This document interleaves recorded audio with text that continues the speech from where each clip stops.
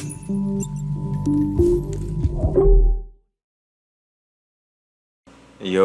guys, Matt from Epsilon Mining. I'm back at you with another YouTube mining video. So yeah, sorry I haven't been creating as many videos lately, guys. I've been busy with a couple other things, and not only that, I had quite the experience a couple days ago where I decided to go downhill on the scooter because my friend dared me to go down the hill, and he was on his bike, and it looked fine. I mean, the hill looked fine. It was maybe 30-degree incline, maybe 35-degree incline. And I'm like, I can go down there. And I went down on the scooter and I tried to slow down, and the wheels just slid on the grass and the dirt. I don't know, but the tires on that Varla Eagle one. Let me just show you. I just want to talk about these scooters. These scooters are absolutely awesome. So like, it's kind of been my secondary hobby. So I'll just talk about spice up the channel just a little bit. I mean, they're all powered by electricity and wattage. So I mean, I guess you guys can kind of relate. But the tires on these Varlas are actually they look like motorcycle tires. So they have a certain amount of tread.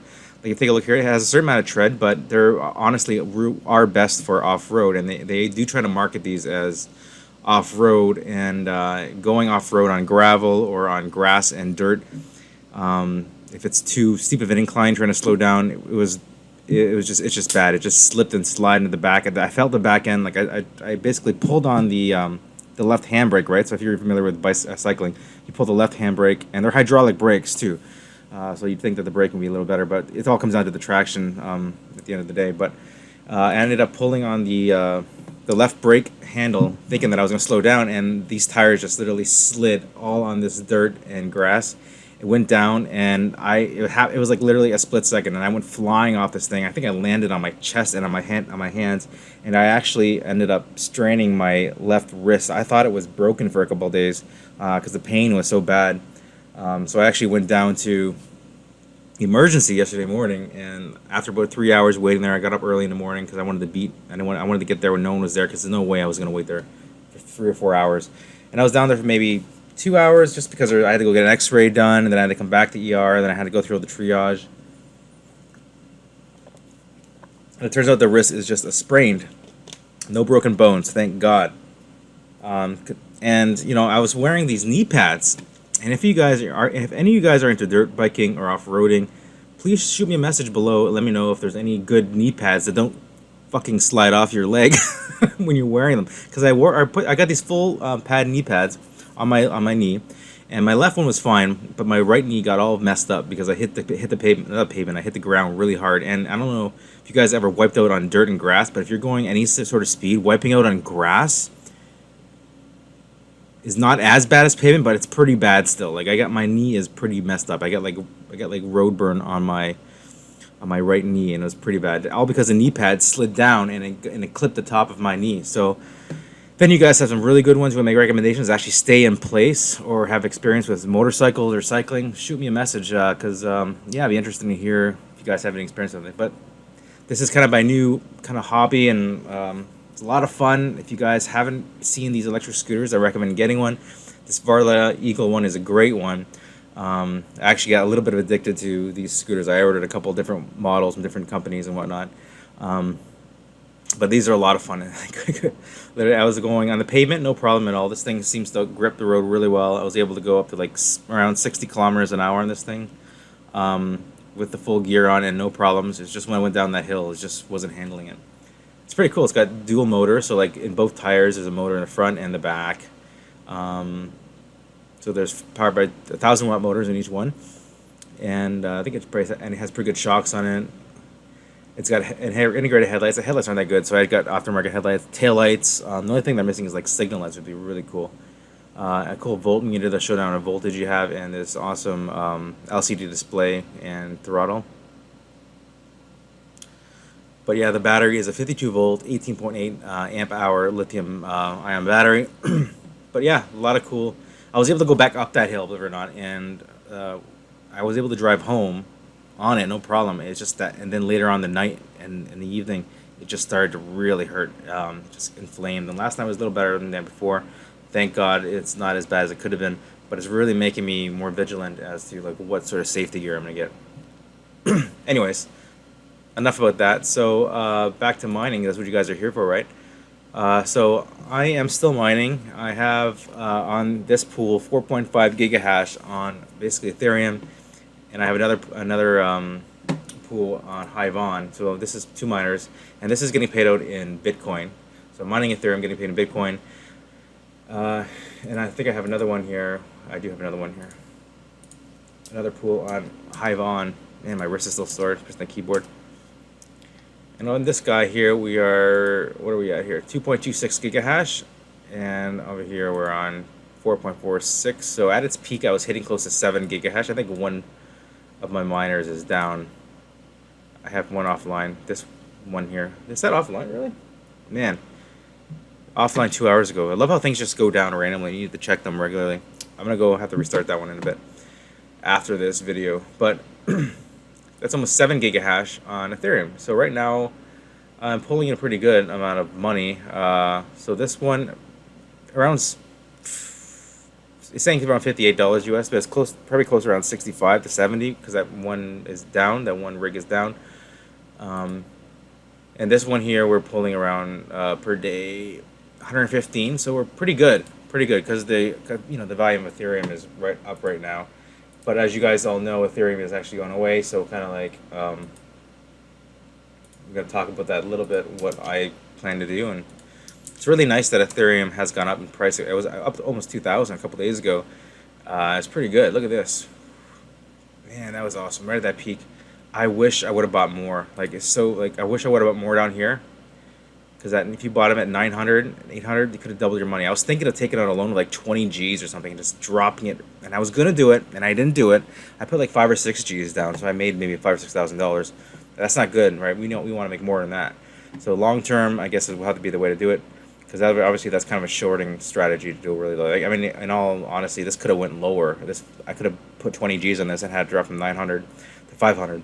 But we're not really talking about investing here because we're miners, right? So the one thing I want to talk about here is the DAG size and what's going to happen in tomorrow. Basically, that DAG size is going to basically be around 1 o'clock tomorrow. Is going to be past 5 gigabytes, which means my 5 Jasminers, which are right here. So I got Jazz 1, 2, 3, 4, 5. 1, 2, 3, 4, 5. Over 2.5 gigahash is going to move off. We're going to move off this 2 miners pool mining Ethereum, and we're going to mine on Ethereum Classic right now. Right now, I am mining Ethereum Classic on some Force RX 570s, 4 gigabytes. Let's take a look at that. Let me open it up, bring it on over here. And we're only got 100 something mega hash on that. So Ethereum Classic right now, let's take a look. We only have about 121 mega hash, or you just have a RX 570 rig on there right now. Let's take a look at what was the RX 570 4 gigabytes doing right now. They're still profitable because my electricity rate's around not 11, it's actually 10 cents because it's like 12.2 cents. So you convert that into Canadian dollars. I pay 12.2 cents Canadian dollars. So this is in US dollars, so that's about the same. So we're looking at Ethereum Classic of so if I have so I got 5 rigs right now. You get about $1.57 per day, which isn't too bad actually. What is that? $45 a month? Not bad at all. But I'm pretty sure this will very soon become unprofitable. And let me tell you why. I'm pretty sure you guys already know. Is this Ethereum difficulty chart here? I suspect that tomorrow we're going to see a drop in the difficulty because all the 5 gigabyte ASICs will be going off of Ethereum and going over to Ethereum Classic. So Ethereum Classic should, I don't know why the CSS is off on this page. Okay, so right now if we take a look here, 12.2 petahash on Ethereum. But that's going to drop, I believe, tomorrow, but I don't know for sure, so we'll see. So Ethereum Classic, we are at 406 terahash, and we've been at 406 terahash since the end of last month. That will go up again, I believe, tomorrow because we have all the Jasminers hopping off of Ethereum and going into Ethereum Classic because of this DAG size, which is tomorrow at 1 o'clock, will no longer be able to mine Ethereum, unfortunately. It's very sad because it's one of my money makers on here, but I knew that going in, and that should be all right. So tomorrow morning, what I plan to do is one of my first things I'm going to do is I'm going to go get up in the morning, and I'm going to get onto these Jasminers, and I'm going to point them all at my Ethereum Classic wallet on probably the Hive on pool. If you guys think there's a better pool to mine Ethereum Classic to, let me know, and let me know why. Maybe the fees are a bit lower, or maybe the luck is a little higher, or something like that. So what Ethereum Classic pools are you guys using, and do you believe in Ethereum Classic? Because I think Ethereum Classic is great, and I think it has a lot of potential, but we don't know until all the hash rate goes over their value. Let's look at the Ethereum Classic value. So Ethereum Classic here, we are sitting at 40.9 cents, and that will probably go up, I think, after the merge. We'll see once hash rate goes over to it. The question is, does market value chase hash rate, or does hash rate charge market value? I think they work in tandem together. So as the hash rate goes up, people might see the value in the network because it's more secure and build on it. Therefore, people are going to see that and start using it more.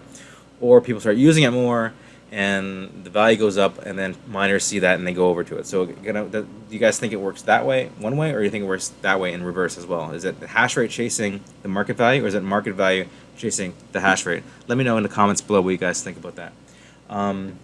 Yeah, so that's pretty much what's going to go on, and that's going to drop my hash rate down in Ethereum, but hopefully the Ethereum difficulty will drop just a bit, therefore increasing profitability. So I'm hoping that my profits won't drop too low, and that's the hope. The Ethereum merge date still is looking like September 15th, and I'm just going to assume that it is going to be September 15th. I'm not going to talk about what ifs and now, but I will. The next video you see me talking about that specifically will be after the merge, because I want to see how.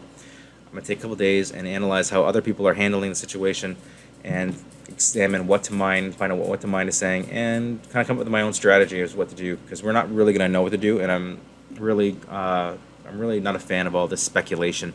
You see so many YouTubers making videos about what to do, what to mine. I know I've done it as well, but no one really knows what to do, right? And it's kind of silly to say, oh, let's mine a Gergo, let's mine a Flux, because those coins might not go up. The one guy that's really true to his is really honest and upfront about it is Rapid Mining. I respect that dude. He seems like he's not sugarcoating shit. He's basically saying as it is. He's saying, you know what, your profits might drop to nothing, right? And that is a risk that we all take as miners. We might have to shut down the rigs because the price, the cost of mining is just so much higher. For me, there's a tax benefit, which leads me to another point, which is I'm doing my corporate taxes soon. Probably in the next week or two, I'll be sending all my documents over to my corporate accountant, including all the exports from Zelcore and all the mining transactions that came in. I'm not sure how that's going to happen, how they're going to handle that. But it shows the amount of Ethereum, amount of Bitcoin, amount of whatever that's gone into the wallets, and then they can probably look it up at that time to find out what the value is, to find out what the capital gain is and whatnot. And I'll be sending them, obviously, all the receipts and all the invoices for everything, including the cost of buying all these GPUs, which is also a deduction. I purchased some of this out of my own money personally, so on behalf of the corporation. So the corporation will then have to pay me back for that. It's pretty interesting how it all works. If you guys haven't fired up a corporation or ran a business, it's pretty interesting. And I think it'll be interesting to see what the first year of my taxes will be for mining, because I didn't really start mining until December. So essentially, it's only been it's only going to be about 4 months, maybe 3 to 4 months, because my year end is actually March 31st. So when you have a corporation, your fiscal year end and when it starts is different. Than it's not as simple as personal as like January 1st to December 31st. Mine, for example, goes from April 1st to the following March 31st, and that's essentially one fiscal year. So my taxes go from that from March, like I said, from April 1st is the first day of it, and it goes right around to the next year, March 31st. Anything within that period is counted towards the corporation's taxes for that fiscal year. So that would be like fiscal year 2021, essentially, which is what I'm doing this year. And we'll kind of see what it's like. Anyways, guys, I'm not going to talk too much. I want to keep this video kind of short and what I plan on doing. Those 5 Jasminers going up on Ethereum Classic tomorrow. It's going to move the hash rate off of Ethereum, so my Ethereum profitability is going to drop, but then that's going to start making me some Ethereum Classic, which is cool. I'm going to be cool to start seeing my bags pack up a little bit with Ethereum Classic, because I think Ethereum Classic has a lot of potential to go up. I'm really hoping Ergo will be the one, too, for all the GPUs. I know where the ASICs are going. I just don't know what the GPUs are doing. What do you guys think it's going to do? I mean, I know I don't want to talk about speculation because no one knows, and we're all just kind of guessing right now. There's always going to be that one guy that says, "Okay, well, I told you Ergo was going to be the one, right?"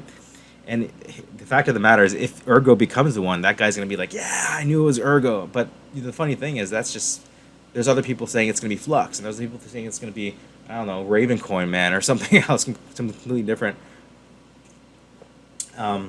Or some weird new fork of Ethereum. I just don't think Ethereum. I just don't think GPU mining is going to die. I think it's gonna be worst case. I think there'll be maybe a few months where it just drops the profitability so low that sorry, a lot of guys are just gonna have to drop off. Especially if you're paying 20, 30 cents kilowatt hour, you know, you can't continue on. It makes no sense. I wouldn't either, right? But mine's only 10 cents a kilowatt hour, so I can hold on for quite a bit. So anyways, guys, I'm going to leave it there.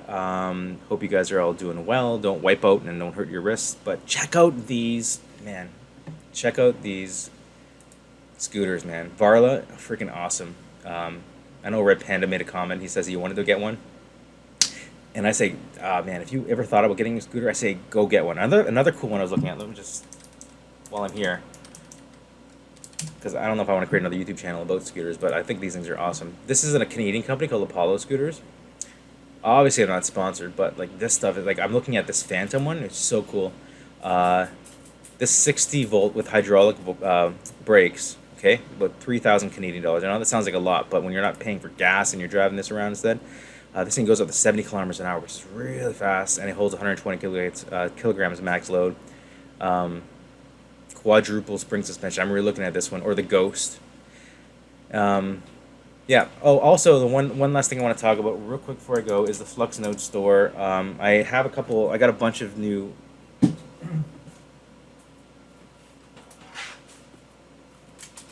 A bunch of new devices in here. So here's one device. I set 2 up so far. I got 23 to go, obviously. Once they're set up, and once DJ Mine sets up his 25, we'll be going and getting these ready to ship out. One thing I do want to be transparent about is the first batch of, I think it was, because I sold about 7 or so. I kept 3. So from the first 10, I sold 7. Some of those boxes are actually having some issues with the connectivity on the Ethernet. The solution, I think, to that is to actually use a Wi-Fi dongle. So you got to set up the Wi-Fi dongle. Go to the Fluxnode Store YouTube channel, and you'll see a video on how to change over the Wi-Fi, Ethernet to Wi-Fi. The Broadcom network chips inside those Dells have a lot of problems, and they keep dropping the connection, and it messes up the node basically. So you have to install Wi-Fi, reinstall that on there. And basically, I'm giving, like I said, I'm giving the customers a guaranteed money back guarantee for 90 days, right? So if they buy one of these things, if you buy one of these things from DJ Mines and myself, and 90 days goes by, and for some reason, you have some issues and you can't get it working no matter what, we have no problem giving you a full refund. Just send it back. Unfortunately, we're going to have to ask you to pay for the shipping back. You send it back, we'll refund your money, or we can give you a discount code on more of these if you want to try one of these, because these ones here have a different network interface card. Same specs. We're talking 8 gigabytes, 256 gigabyte SSD, 4 cores, 2 cores, 4 threads, and this one should work hopefully brilliantly compared to the first batch. I mean, call it growing pains, right? So, anyways, guys, go over to fluxnodestore.com, check out what we have here.